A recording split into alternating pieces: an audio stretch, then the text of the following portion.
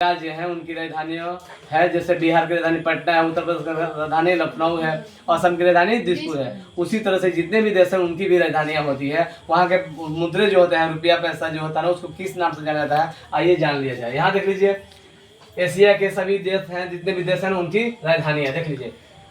भारत की राजधानी कहाँ है? नई दिल्ली। यहाँ के मुद्रा को रुपया बोला जाता है। पाकिस्तान की राजधानी कहाँ है? इस्लामाबाद। कहाँ है? इस्लामाबाद है। और यहाँ भी रुपया ही बोला जाता है। बांग्लादेश की राजधानी कहाँ है? ढाका। यहाँ के मुद्रा को बोला जाता है टाका। क्या बोला जाता है? टाका। भूटान की राजधानी क्या है? थिम्पू।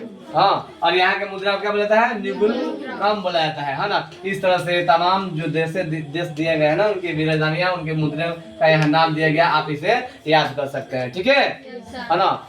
ठीक है, डेट्स ऑल है ना। आप ये 44 देश का यहाँ नाम है और उनकी राजधानियाँ हैं, आप इसे याद कर सकते हैं।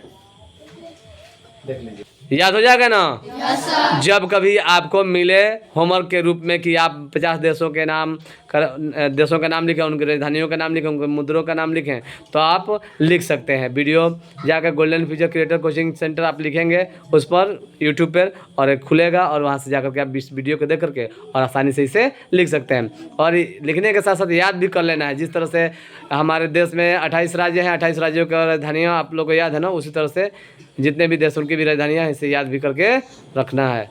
याद भी रखना है, समझे ना? yes, याद रहेगा? yes,